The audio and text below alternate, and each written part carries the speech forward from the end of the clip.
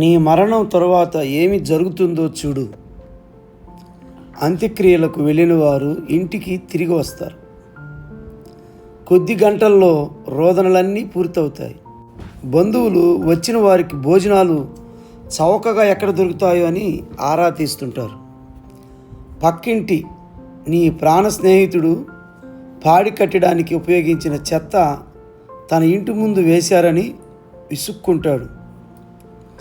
మూడో రోజున ఢిల్లీలో ఉండే నీ చిన్న కొడుకు సెలవు లేదు, వెళ్ళాలని తొందరపడుతుంటాడు. అతడు వెళ్ళేలోగా దినం ఖర్చులు తేల్చేస్తే బాగుంటుందని పెద్ద కోడలు భర్తను పోరు పెడుతుంది.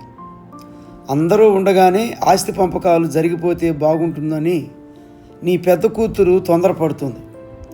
నీ కారు తనకిస్తే బాగుండునని నీ చిన్న కూతురు ఆతృతగా నీ భార్యను అడుగుతూ ఉంటుంది. నీవు పోయిన సంగతి తెలియక నీ సెల్ ఫోన్కు వచ్చే కాల్స్ నీ పిల్లలు విసుక్కుంటూ ఆన్సర్ చేస్తుంటారు. 11వ రోజున భోజనాలు పూర్తయ్యాక ఆస్తుల పంపకంలో నీ పిల్లలు దెబ్బలాడుకుని నీ భార్యను ఎవరి దగ్గర ఉంచుకోవాలో తేలకుండానే కోపగించి వెళ్ళిపోతారు. నీ పెంపుడు కుక్క నీవు కనపడక తిండి మాని బక్క చిక్కిపోతుంది. మెల్లమెల్లగా నీ మరణం పాతబడుతుంది.